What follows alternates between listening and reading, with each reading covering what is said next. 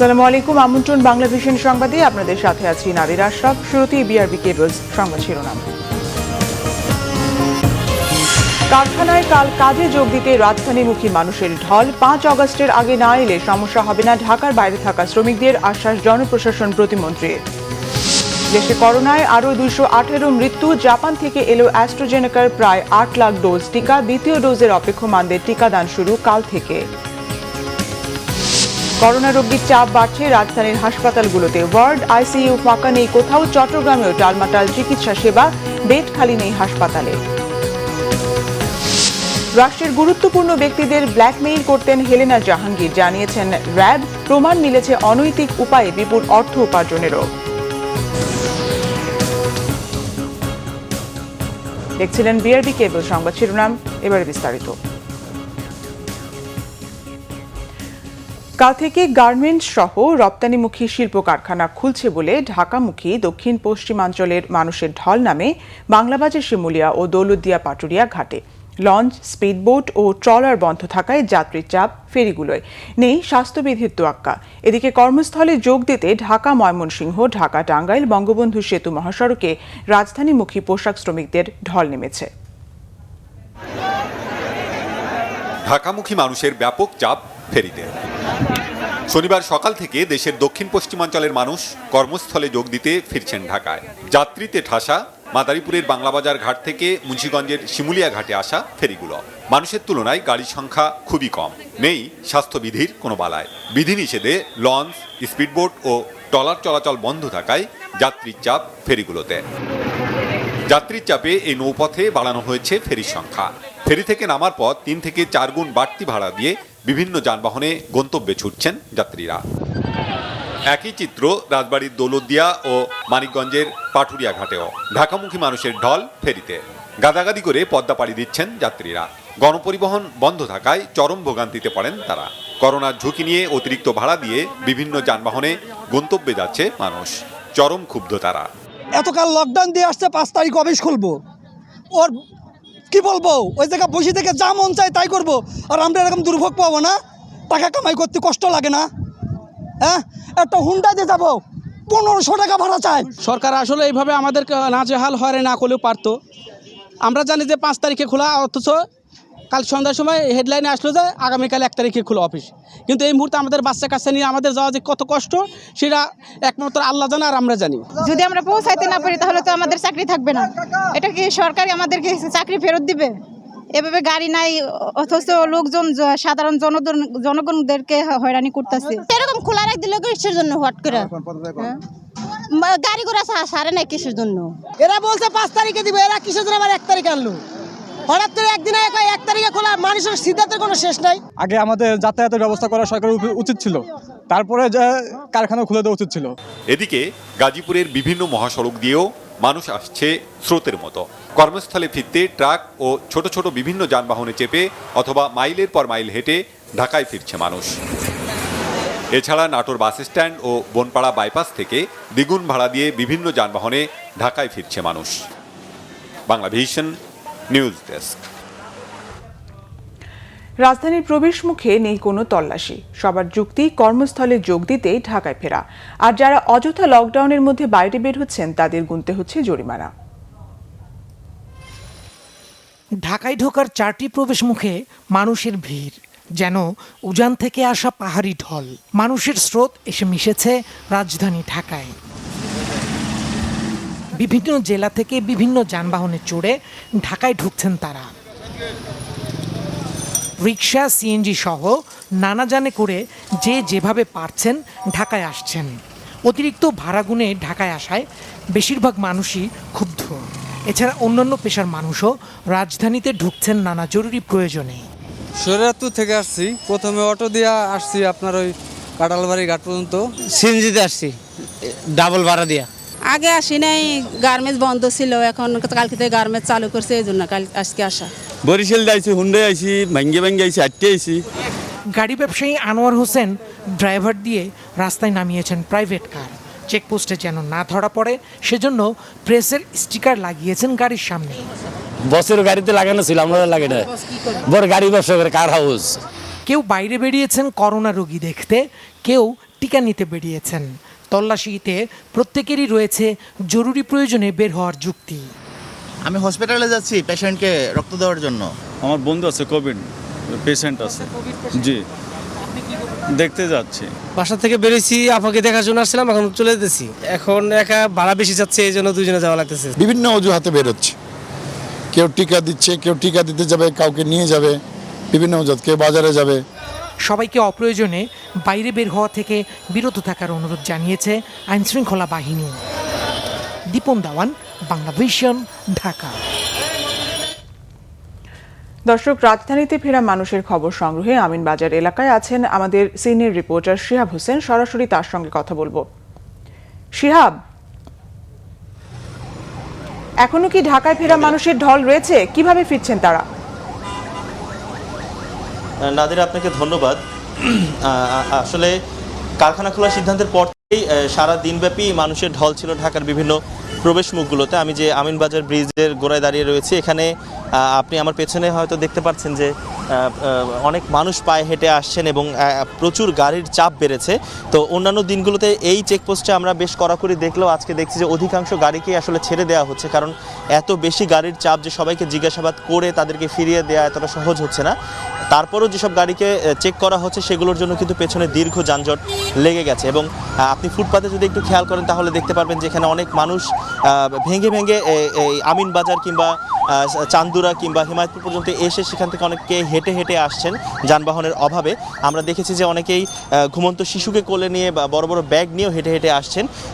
তো শেষ আরেকটি বিষয় আপনাকে জানিয়ে রাখি যে রাস্তার এপারে, অর্থাৎ যেখান থেকে দারুসালাম থানার জুরিসডিকশন শেষ, সেখান থেকে আসলে সেখানে অনেক ইজি বাইক দাঁড়িয়ে রয়েছে, ট্রাক দাঁড়িয়ে রয়েছে, মাইক্রোবাস দাঁড়িয়ে রয়েছে, মোটরসাইকেল দাঁড়িয়ে রয়েছে। যারা ঢাকা থেকে বের হওয়া মানুষ, যারা ঢাকার বাইরের কোনো কারখানায় কাজ করেন, তাদেরকে বহন করার কাজ করছে। অর্থাৎ পিকআপে ভরে ভরে কিংবা মাইক্রোবাসে ভরে ভরেও কিন্তু যাত্রী নেওয়া হচ্ছে, যা স্বাস্থ্যবিধির সাথে চরমভাবে সাংঘর্ষিক। তো নাদিরা, এই ছিল মোটামুটি এখানকার খবর। শিহাব, আপনাকে ধন্যবাদ। দর্শক, রাজধানীর আমিনবাজার এলাকা থেকে কথা বলছিলেন আমাদের সিনিয়র রিপোর্টার শিহাব হোসেন। জনপ্রশাসন প্রতিমন্ত্রী ফরহাদ হোসেন জানিয়েছেন, কর্মস্থলের কাছের কর্মীদের দিয়ে রপ্তানিমুখী পোশাক কারখানা চালু করার কথা মালিকদের। এ সময় কাজে যোগ না দিতে পারলেও ঢাকার বাইরে থাকা শ্রমিকদের চাকরি হারানোর আশঙ্কা নেই। বিশেষজ্ঞরা বলছেন, এই ধরনের সিদ্ধান্ত করোনার সংক্রমণের ঝুঁকি আরও বাড়াবে।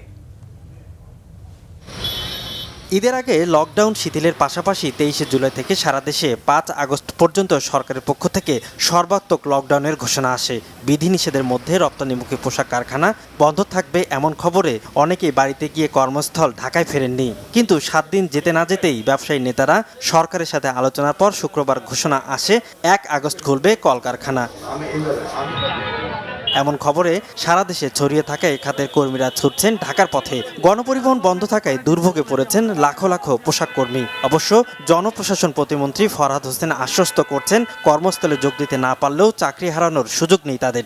কারখানার আশেপাশে যারা রয়ে গেছে, ঈদের পরের দিন যারা ফিরে এসছে বা যারা যায়নি ঈদে, তাদেরকে নিয়ে তারা কাজগুলো করবে 5 তারিখ পর্যন্ত। 5 তারিখের পরে পর্যায়ক্রমে তারা তাদেরকে নিয়ে আসবে, পর্যায়ক্রমে, একবারে না। এবং এক্ষেত্রে কিন্তু কারোর কোনো আপনার এখানে ছাঁটাই বা এ ধরনের কোনো আশঙ্কা নাই। তবে 5 আগস্টের পর কঠোর বিধিনিষেধ শিথিলের আভাসও দেন মন্ত্রী। পরিস্থিতি বিবেচনা করে 5 তারিখের পরে কি হবে সেটি কিন্তু আমরা সিদ্ধান্ত দিব। হয়তো একবারে সব ওপেন হবে না, কিন্তু কি পরিসরে থাকবে সেটি কিন্তু আমরা 3 তারিখে অথবা 4 তারিখে আমরা জানাতে পারবো। বিশেষজ্ঞরা বলছেন, সরকারের এমন সিদ্ধান্তে পরিস্থিতির উন্নতি হবে না, দুর্ভোগ বাড়াবে। বিধিনিষেধ শিথিল করে বিভিন্ন প্রতিষ্ঠান খুলতে যে সরকার বাধ্য হচ্ছেন, সেটা আমাদের পরিস্থিতিকে উন্নতি করবে না, আমরা আরও জটিল পর্যায়ে পৌঁছতে পারি। গত 1 জুলাই থেকে 15 জুলাই পর্যন্ত যে বিধিনিষেধ ছিল, সেই বিধিনিষেধের খুব একটা সফলতা কিন্তু আমরা দেখতে পাইনি। সৈয়দ আব্দুল মুহিত, বাংলা ভিশন, ঢাকা। স্বাস্থ্যবিধি মেনে কাল থেকে কারখানা পরিচালনা করতে মালিকদের প্রতি আহ্বান জানিয়েছেন এফবিসিসিআই সভাপতি জসিমউদ্দিন। তবে ঢাকার বাইরে থাকা শ্রমিকদের এখনই কাজে না ফেরানো আর তাদের চাকরিচ্যুতির ভয় যেন না দেখানো হয়, তা বিজেএমইএকে নিশ্চিতের তাগিদ দিয়েছেন বিশ্লেষকরা। 23 জুলাই শুরু হওয়া চলমান 2 সপ্তাহ লকডাউনে কারখানা বন্ধ থাকছে সরকারের পক্ষ থেকে বারবারই বলা হচ্ছিল, যদিও এতে হাল ছাড়েননি ব্যবসায়ীরা। গত বৃহস্পতিবার সচিবালয়ে মন্ত্রিপরিষদ সচিবের সাথে বৈঠক করেন বিজিএমএ সহ কয়েকটি ব্যবসায়ী সংগঠনের নেতারা। এর পরদিনই রেজাল্ট মিলল। রবিবার থেকে কারখানা খোলার অনুমতি পেলেন মালিকরা। ব্যবসায়ী কমিউনিটি যারা এই ফ্যাক্টরিগুলি চালাচ্ছেন তাদের কাছে অনুরোধ থাকবে যে স্বাস্থ্য সুরক্ষাকে সর্বোচ্চ গুরুত্ব দেওয়া। আগস্টে একটা সামার ভ্যাকেশনের একটা সময় আসে, এরা অর্ডারগুলি দিয়ে সামার চলে যায়। এখন যে অর্ডারগুলি প্লেস হবে এগুলি আপনার সেপ্টেম্বর, অক্টোবর, নভেম্বর, ডিসেম্বরের অর্ডার। আপনি যদি এখানে ফেল করেন তাহলে কিন্তু ওই 4 মাসের পরে 4 মাসে কিন্তু আপনি অর্ডার পাবেন না, ওইটা আবার সামারের অর্ডার। তো সুতরাং এখানে একটা বিজনেস একটা সাইকেল আছে। আর এক্সপোর্টটা তো আপনার আমার উপরে নির্ভর করে না, এটা নির্ভর করে বায়ারদের উপরে। যে সমস্ত শ্রমিক বাড়িতে রয়েছেন তাদেরকে এখনই তাড়াতাড়ি জয়েন করতে না বলা বা না জয়েন করলে তাদের চাকরিচ্যুতি বা কোনো ধরনের হুমকি দেওয়া, সেই বিষয়গুলো কোনোভাবেই যেন না করা হয়। এবং এই ব্যাপারে অ্যাসোসিয়েশনের প্রধান থেকে অবশ্যই কারখানাগুলোকে যাতে কড়াভাবে সেভাবে মেসেজ দেওয়া হয়। এফবিসিসির সভাপতির দাবি, কারখানা বন্ধ রাখা হলে দেশে অর্থনীতি ধুঁকবে, তাতে শুধু মালিক না ক্ষতিগ্রস্ত হবে দেশ। আমরা শুধু গার্মেন্টসের কথা বলি না, আমরা বলছিলাম সব কিছু খুলে দেওয়ার জন্য, সকল উৎপাদন যেটি করেছেন সরকার এবং করতে ফলও পেয়েছেন। আপনি দেখেন কত দেশ আপনার লন্ডভন্ড হয়ে গেছে, ইকোনমি অনেক উন্নত দেশ আপনার ইকোনমি মাইনাস ফিগারে চলে গেছে। বাংলাদেশ গত 20-21 অর্থ বছরও প্রায় 6.1% আমাদের আপনার জিডিপি গ্রোথ আছে। তার মানে এটা কি? এটা ঠিক যে পোশাক কারখানা বা রপ্তানিমুখী কারখানাগুলো খুলে দিলে যদি সীমিত আকারের শ্রমিক দিয়ে এগুলোকে চালানো যায় এবং তার মাধ্যমে যদি বায়ার এবং ব্র্যান্ডদের যে পণ্য চাহিদার আছে সেটা যদি ধরে রাখা যায়, তাহলে সেটিকে হয়তো সাময়িকভাবে সেটাকে গ্রহণ করা যেতে পারে। অর্থনীতির গতিধারা ঠিক রাখতে হলে উৎপাদন চালু রাখার সাথে করোনা নিয়ন্ত্রণও জরুরি বলছেন বিশ্লেষকরা। GM Hasan, Bangla vision, Dhaka. গেল একদিনে দেশে করোনায় আরও 218 জনের মৃত্যু হয়েছে। নতুন শনাক্ত হয়েছে 9,369 জন। শনিবারের স্বাস্থ্য অধিদপ্তরের প্রেস বিজ্ঞপ্তিতে জানানো হয়, করোনা ভাইরাসে আক্রান্ত হয়ে দেশে মৃতের সংখ্যা দাঁড়ালো 20,685 জনে। এর মধ্যে সর্বোচ্চ ঢাকা বিভাগে মারা গেছেন 67 জন। এছাড়া চট্টগ্রামে 55 জন, খুলনায় 27 জন, রাজশাহীতে 22 জন মারা গেছেন। এ পর্যন্ত মোট করোনা শনাক্ত হয়েছে 12,49,484 জনের। নতুন করে সুস্থ হয়েছেন 14,017 জন। মোট সুস্থ হওয়ার সংখ্যা 10,78,212 জন। পরীক্ষা বিবেচনায় শনাক্তের হার 30.24, সুস্থতার হার 86.29 এবং মৃত্যুর হার 1.66%। আগামী 7 অগস্ট থেকে প্রতি সপ্তাহে দেশের জনসাধারণকে 1 কোটি টিকা দেওয়া হবে বলে জানিয়েছেন স্বাস্থ্যমন্ত্রী জাহিদ মালিক। কেবল পরিচয়পত্র দেখিয়েই এই টিকা নেওয়া যাবে। দুপুরে হযরত শাহজালাল আন্তর্জাতিক বিমানবন্দরে জাপান থেকে আসা টিকার চালান গ্রহণ অনুষ্ঠানে এই তথ্য জানান তিনি। এর আগে জাপানের রাষ্ট্রদূতের কাছ থেকে উপহার হিসেবে আসা 7,81,000 টিকার চালান গ্রহণ করেন স্বাস্থ্যমন্ত্রী জাহিদ মালিক ও পররাষ্ট্রমন্ত্রী একে আব্দুল মোমেন। এ নিয়ে জাপান থেকে অ্যাস্ট্রাজেনেকার প্রায় 10 লাখ টিকা পেল বাংলাদেশ। অগাস্টে দেশটি থেকে আসবে আরও 6 লাখ টিকা। স্বাস্থ্যমন্ত্রী জানান, কাল থেকে অ্যাস্ট্রাজেনেকার দ্বিতীয় ডোজের টিকা পেতে অপেক্ষমান 16 লাখ মানুষকে টিকা দেওয়ার কার্যক্রম শুরু করা হবে। প্রতিটি কেন্দ্রে 3টা করে বুথ থাকবে এবং প্রায় 13,800 বুথে টিকা দেওয়া হবে এবং আমরা আশা করছি যে টিকা আমরা দিব সেই টিকা 1 সপ্তাহ ব্যাপী একটা কার্যক্রম। এর মধ্যে প্রায় 1 কোটিরও বেশি টিকা আমরা দিতে সক্ষম হব, এটি আমাদের টার্গেট। রাজধানীর হাসপাতালগুলোতে বেড়েই চলেছে করোনা রোগীর চাপ।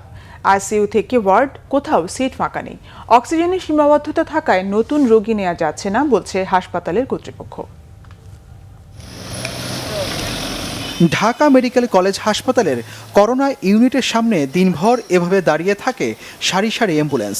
24 ঘন্টা দেশের নানা প্রান্ত থেকে আসতে থাকে করোনা রোগী, কিন্তু রোগীর চাপ বেশি থাকায় সিট না পেয়ে ফিরে যেতে হচ্ছে অনেককে। অক্সিজেনের সংকটের কারণে ভর্তি থাকা রোগীদের পরিবারকে সিলিন্ডার নিয়ে আসতে হচ্ছে বাইরে থেকে।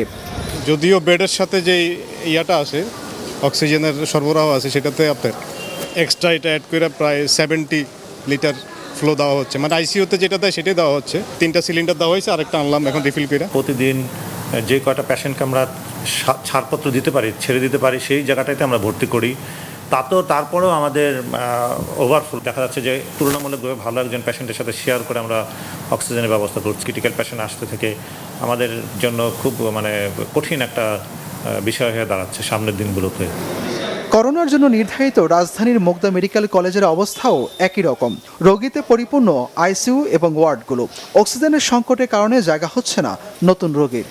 প্রতিদিন আমার এই হাসপাতালে ৪,৫০০ থেকে ৫,০০০ cubic metre oxygen, liquid oxygen ব্যবহার হয়। তো এটা একটা বিশাল অ্যামাউন্ট, এবং আমাদের যে সিস্টেম, সেই সিস্টেমে এর বেশি আর ব্যবহার করার কোনো সুযোগ নাই। এটা হচ্ছে ম্যাক্সিমাম। যারা আমাদেরকে এটা সাপ্লাই দিচ্ছে, লিন্ডে এবং স্পেকট্রা, তারা আমাদেরকে আলটিমেট লিমিট দিয়ে দিচ্ছে যে এর বেশি অক্সিজেন এখন আর আপনারা কনজিউম করতে পারবেন না। তো সেই হিসাবে আমরা এই ৩২০ জন রোগীর চিকিৎসা দিচ্ছি। আপনারা হয়তো বলতে পারেন যে আরও সিট বাড়ানো যায় কি না। অবশ্যই বাড়ানো যাবে যদি আমরা আরও বেশি অক্সিজেন সাপ্লাই পাই। তবে রোগীর চাপ যতই থাকুক, অন্তঃসত্ত্বা করোনা রোগীদের ফিরিয়ে দেওয়া হচ্ছে না রাজধানীর কোনো হাসপাতাল থেকেই। বিশেষ গুরুত্ব দেওয়া হচ্ছে তাদের। নাঈম হাসান, বাংলা ভিশন, ঢাকা। করোনায় টালমাটাল চট্টগ্রামের চিকিৎসা সেবা। বেড খালি নেই সরকারি বেসরকারি কোনো হাসপাতালে, সংকট আইসিইউর। তার উপর প্রতিদিনই আক্রান্ত হচ্ছেন চিকিৎসক ও স্বাস্থ্যকর্মী সহ বহু মানুষ। করোনায় চরম মুহূর্তেও চট্টগ্রামে মিলছে না আইসিইউ বেড। সন্তানের শ্বাসকষ্ট নিবারণে নিজের বেডটি ছেড়ে দেন এক মা। অনেক কাকুতি মিনতির পর সেই মাকে সাধারণ বেডে স্থানান্তর করে ছেলেকে আইসিইউতে ভর্তি করেন চিকিৎসকরা। এর 1 ঘন্টা পরেই মারা যান মা। বুধবার এমনই হৃদয় বিদারক ঘটনা চট্টগ্রাম জেনারেল হাসপাতালে। এই ঘটনা চোখে আঙুল দিয়ে দেখিয়ে দিয়েছে চট্টগ্রামের করোনা পরিস্থিতি। চট্টগ্রাম মেডিকেল কলেজ হাসপাতালের 10টি ও জেনারেল হাসপাতালের 18টি আইসিইউ বেড সহ কোনো হাসপাতালেই আইসিইউ বেড খালি নেই। সাধারণ বেডও ঠাসা করোনা রোগীতে। বর্তমানে 43টি সরকারি শয্যা এবং বেসরকারি পর্যায়ে 114টি শয্যা কিন্তু প্রস্তুত করে রাখা আছে, এবং সেখানে রোগীদের বলতে পারি আমরা যে প্রায় 90% বেডই পূর্ণ আছে। বাকি 10টা যে সিট, সেটার জন্য মানুষের হাহাকার পরিলক্ষিত হয়, এবং এই যে শয্যাগুলো আছে তার ডাবল রোগী কিন্তু ওয়েটিংয়ে আছে। করোনার ভয়াবহতার মধ্যে রয়েছে হাই ফ্লো নেজাল ক্যানোলা সংকটও। চট্টগ্রাম মেডিকেল কলেজ হাসপাতালে ব্যবহার হচ্ছে 18টি আর নষ্ট হয়ে পড়ে আছে 40টির মতো। জেনারেল হাসপাতালে ব্যবহার হচ্ছে 13টি। যে 40টা বলা হচ্ছে যে নষ্ট হয়ে পড়ে আছে, তার মধ্যে যদি 20টিও আপনি সচল করে দেন এবং 20টি হাইফ্লো নেজাল ক্যানোলা যদি আমি 20 জন রোগীকে প্রোভাইড করতে পারি, তাহলে কিন্তু চট্টগ্রামের প্রাইভেট যে ক্লিনিক বা হাসপাতালগুলোর আইসিইউর উপর যে চাপ বা আইসিইউর জন্য মানুষের যে হাহাকার, সেই হাহাকার কিন্তু অনেক কমে যাবে। পরিস্থিতি মোকাবেলায় সরকারি বেসরকারি হাসপাতালগুলোতে বেডের পাশাপাশি অক্সিজেন সাপোর্ট বাড়ানোর পরামর্শ জনস্বাস্থ্য বিশেষজ্ঞদের। পর্যাপ্ত পরিমাণ জনবল নিয়োগ দিয়ে প্রয়োজনে ভলান্টিয়ার রিক্রুটমেন্ট করে হসপিটালগুলোতে সেবাকর্মীদের সংখ্যা বাড়িয়ে প্রত্যেকটা হসপিটালের সাথে বেডের সংখ্যা বাড়িয়ে এবং প্রয়োজনে হসপিটালে আইসোলেশন ওয়ার্ড খুলে আমাদের এই চট্টগ্রাম পরিস্থিতিটাকে সামাল দিতে হবে। এখনই সচেতন না হলে সামনের দিনগুলোতে আরও ভয়াবহতার শঙ্কা ভর করছে সচেতনদের মধ্যে। শাহিদা বিয়া, বাংলা ভিশন, চট্টগ্রাম। করোনায় স্বজনহারাদের সংখ্যা অনেক। কেউ চিরতরে হারিয়েছেন মাথার উপর ছায়া হয়ে থাকা মা বাবাকে, কেউ হারিয়েছেন পরিবারের উপার্জনক্ষম অভিভাবককে। কেমন আছেন প্রিয়জন হারিয়ে বুকে দগদগে ক্ষত নিয়ে বেঁচে থাকা এই মানুষগুলো, জানাচ্ছেন সিনিয়র রিপোর্টার শিহাব হোসেন, ক্যামেরায় জাহাঙ্গীর আলম।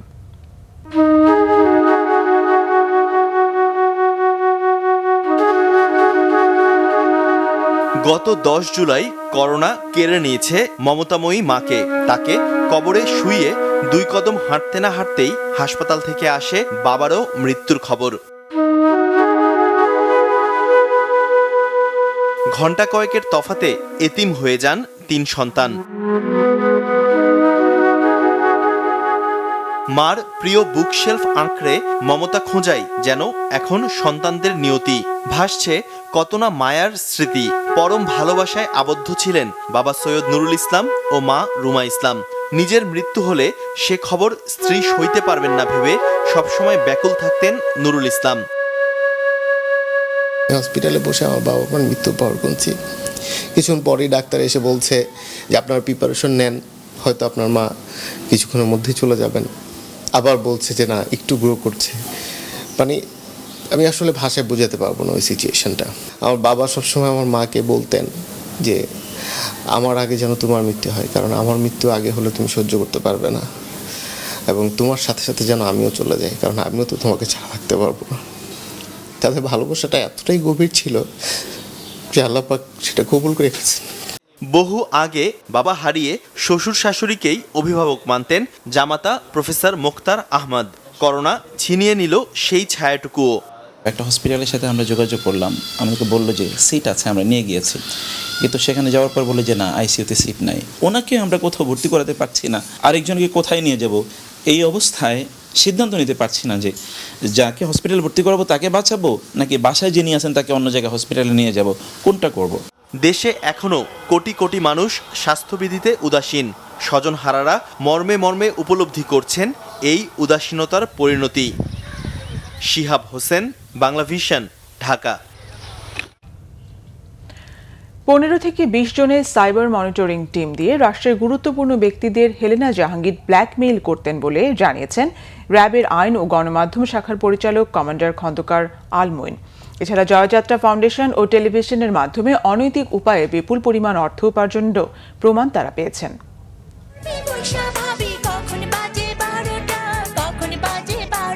হেলেনা জাহাঙ্গীর, অনেকের কাছে আবার সিস্টার হেলেনা।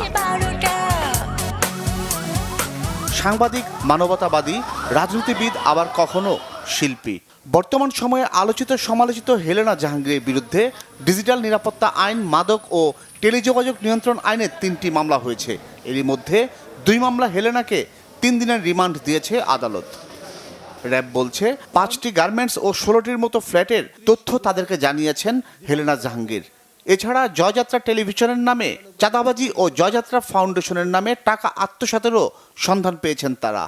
জেলা ভিত্তিকভাবে নিয়োগ হয়েছে, যারা বিদেশে বিভিন্ন জায়গায় তার টিভি চ্যানেলের প্রতিনিধি হিসেবে নিয়োগ হয়েছে, বিভিন্ন আইডি কার্ড ব্যবহার করছে জয়যাত্রা টেলিভিশনের নামে, উনি ওদের কাছ থেকে নিয়মিত চাঁদা সংগ্রহ করতেন। যেটা আমরা বলেছি অধিকাংশই তার নিজের উদ্দেশ্য পূরণের জন্য উনি টাকা খরচ করতেন, বাট উনি জয়যাত্রা ফাউন্ডেশনের নামে মানুষকে সহযোগিতা হিসেবে চালিয়ে দিয়েছেন। ভিআইপিদের সাথে ছবি তুলে সামাজিক মাধ্যমে ছড়িয়ে দিয়ে নিজেদের স্বার্থ হাসিল করতেন হেলেনা। অপপ্রচার চালাতে একটি সাইবার ইউনিটও ছিল তার। উনি একটি স্ট্রং সাইবার টিম উনি সবসময় মেনটেন করতেন, যারা বিভিন্ন সময়ে সামাজিক যোগাযোগ মাধ্যমে উদ্দেশ্য প্রণোদিতভাবে হেলেনা জাহাঙ্গীরের প্রচারণা চালাতেন। ওনার বক্তব্য অনুযায়ী কোর 15-20 জনের নাম পেয়েছি।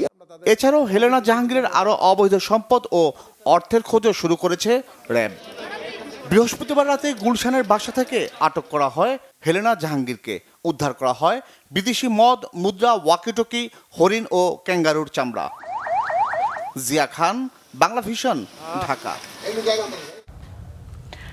আপাদমস্তক দুর্নীতিগ্রস্ত বিএনপি যখন দুর্নীতি নিয়ে কথা বলে তখন মানুষের হাসি পায় বলেছেন আওয়ামী লীগের সাধারণ সম্পাদক ওবায়দুল কাদের। বঙ্গবন্ধু এভিনিউয়ে দলের ত্রাণ ও সমাজ কল্যাণ উপকমিটির সুরক্ষা সামগ্রী বিতরণ অনুষ্ঠানে ভার্চুয়ালি যুক্ত হয়ে একথা বলেন তিনি। আপাদমস্তক দুর্নীতিগ্রস্ত বিএনপি যখন দুর্নীতি নিয়ে কথা বলে তখন জনগণ উপহাসের হাসি হাসে। আত্মস্বীকৃত দুর্নীতিবাজ দলের এসব মুখরোচক কথার নৈতিক মানদণ্ড নিয়েও মানুষ পরিহাস করে। করোনা সংক্রমণের ঊর্ধ্বগতিতে মানুষের মাঝে বেড়েছে টিকা নেওয়ার আগ্রহ। প্রতিদিনই বাড়ছে রেজিস্ট্রেশনের সংখ্যা। দ্রুততম সময়ে টিকা নিতে চাইলেও মোবাইলে মেসেজ না পেয়ে হতাশ অনেকে। একসাথে অনেক নিবন্ধন হওয়ায় মেসেজ পেতে কিছুটা দেরি হচ্ছে বলে জানিয়েছে হাসপাতাল কর্তৃপক্ষ। ফাইজার, মডার্না, সিনোফার্ম এবং অ্যাস্ট্রাজেনেকার ভ্যাকসিন এরই মধ্যে বাংলাদেশে গণটিকা হিসেবে দেয়া হচ্ছে। শুরুর দিকে টিকা নেয়ার বিষয়ে কিছুটা অনাগ্রহ, কিছুটা গুজব থাকলেও এখন উল্টো চিত্র। বিশেষ করে করোনা সংক্রমণের ঊর্ধ্বগতিতে টিকা নিতে বাড়তি আগ্রহ মানুষের। মানুষকে তো স্বাভাবিক জীবনযাত্রায় ফিরতে হবে, জীবন জীবিকা একসাথে নিয়ে চলার জন্য টিকাটা অবশ্যই মানুষের গ্রহণ করা উচিত। এটা যদি 18 বছর করা যায় সেটা আরো ভালো হয়, কারণ অনেকেই তাহলে পাবে। আমি তো লেখাপড়া জানি না, সেদিনকে আমি বাড়িতে ছিলাম, এখানে আসি ভ্যাকসিন দিতে পারিনি। এখন আইসি, এখন ওই কাগজ হিসাবে ভ্যাকসিন দেওয়ার জন্য। তবে করোনার টিকা দেওয়ার ক্ষেত্রে এখন একটি অভিন্ন সমস্যা হিসেবে দেখা দিয়েছে মোবাইল মেসেজ। অর্থাৎ টিকা দেওয়ার তারিখ জানিয়ে মোবাইলে তথ্য না পেয়ে টিকা দিতে দেরি হচ্ছে। 4000 5000-এর মেসেজ একদিনে চলে আসছে। এত লোককে তো একসাথে দেওয়া সম্ভব না, কারণ সেখানে স্বাস্থ্যবিধিটা আমাকে মানতে হবে, কারণ যতটুকু সক্ষমতা সেই অনুযায়ী কিন্তু মেসেজটা দেওয়া হচ্ছে। তো সেই কারণে অনেক সময় ব্যাকলগে আপনার মেসেজগুলো অনেক পড়ে যাচ্ছে, অনেকে 15 থেকে 20 দিন আসলে লেট হয়ে যাচ্ছে। আপনারা আতঙ্কিত হবেন, আপনারা ভ্যাকসিনটা পাবেন, মেসেজটা পাবেন। যদি কোনো কারণে দেখেন যে অনেক বেশি দেরি হচ্ছে, আপনারা ওই সেন্টারে যে যোগাযোগ করলে তারা মেসেজটা আপনাকে দিয়ে দিবে। কোভ্যাক্সের আওতায় এবং সরকারের নিজস্ব অর্থায়নে কেনা বিপুল সংখ্যক টিকা পাইপলাইনে রয়েছে। এ বিষয়ে সাধারণ মানুষদের আশ্বস্ত করেছে সংশ্লিষ্টরা। সিকান্দার রেমান, বাংলা ভিশন, ঢাকা। প্রশাসনের আশ্বাসে 5 ঘন্টা পর রংপুর মহাসড়কের অবরোধ তুলে নিয়েছেন পোশাক শ্রমিকরা। এ সময় মহাসড়কে শত শত পণ্য পরিবহন, ব্যক্তিগত গাড়িসহ আইনশৃঙ্খলা বাহিনীর যানবাহন আটকে থাকে। কাল থেকে পোশাক কারখানা খোলার নোটিশে শনিবার সকালে উত্তরে নীলফামারী, লালমনিরহাট, রংপুর ও কুড়িগ্রাম জেলার হাজারের বেশি শ্রমিক মাইক্রোবাস ও ট্রাকে করে ঢাকার উদ্দেশ্যে রওনা দেন। সকাল 11টায় নগরীর মডার্ন মোড়ে পুলিশ তাদের বাধা দেয়। স্বাস্থ্যবিধি না মানায় পুলিশ পরিবহন চালকদের মামলা ও জরিমানা করলে বিক্ষোভ শুরু করেন শ্রমিকরা। প্রতিবাদে রংপুর, ঢাকা ও দিনাজপুর মহাসড়ক অবরোধ করে রাখেন। শ্রমিকদের অভিযোগ, লকডাউনের মধ্যে পোশাক কারখানা খুলে দেওয়ায় তারা চাকরি বাঁচাতে বাধ্য হয়েছেন ঢাকা যেতে। সরকারের কাছে আহ্বান জানান স্থানীয় প্রশাসনের ব্যবস্থাপনায় তাদের ঢাকায় পৌঁছে দিতে, নয়তো কারখানা বন্ধ রাখতে। পরে পুলিশের আশ্বাস শ্রমিকরা অবরোধ তুলে নেয়। আওয়ামী লীগের সাবেক সাধারণ সম্পাদক প্রয়াত সৈয়দ আশরাফুল ইসলামের মুরাল ভাঙচুরের প্রতিবাদে কিশোরগঞ্জে মানববন্ধন হয়েছে। দুপুরে ছাত্রলীগের উদ্যোগে জেলা শহরের শহীদ সৈয়দ নজরুল ইসলাম মুক্ত মঞ্চ চত্বরে মুরাল ভাঙচুরের বিচার দাবিতে এই মানববন্ধন হয়। এতে জেলা আওয়ামী লীগের যুগ্ম সাধারণ সম্পাদক সৈয়দ আশফাকুল ইসলাম টেটু, অজয় কর খোকন ও নূর আজিজ খান বাবু সহ যুবলীগের নেতারা বক্তব্য রাখেন। এদিকে দুপুরে কিশোরগঞ্জ 1 আসনের সংসদ সদস্য ডাক্তার সৈয়দা জাকিয়া নোটলিপি ভাঙচুর হওয়া মুরাল পরিদর্শন করেছেন।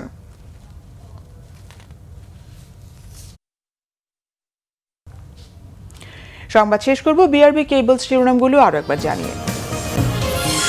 কারখানায় কাল কাজে যোগ দিতে রাজধানীমুখী মানুষের ঢল। 5 আগস্টের আগে না এলে সমস্যা হবে না, ঢাকার বাইরে থাকা শ্রমিকদের আশ্বাস জনপ্রশাসন প্রতিমন্ত্রীর। দেশে করোনায় আরও 218 মৃত্যু। জাপান থেকে এলো অ্যাস্ট্রাজেনেকার প্রায় 8 লাখ ডোজ টিকা। দ্বিতীয় ডোজের অপেক্ষমানদের টিকাদান শুরু কাল থেকে। করোনা রোগীর চাপ বাড়ছে রাজধানীর হাসপাতালগুলোতে। ওয়ার্ড, আইসিইউ ফাঁকা নেই কোথাও। চট্টগ্রামেও টালমাটাল চিকিৎসা সেবা, বেড খালি নেই হাসপাতালে।